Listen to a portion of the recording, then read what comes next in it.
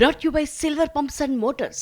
Top quality और consistent performance के लिए सिर्फ सिल्वर पंप्स नाम याद रखना। టీసీఎస్ కు నామమాత్రపు ధరకి భూ కేటాయింపుపై ఏపీ హైకోర్టు కీలక వ్యాఖ్యలు చేసింది. పూర్తి వివరాలతో కౌంటర్ దాఖలు చేయాలని ప్రభుత్వాన్ని ఆదేశించింది.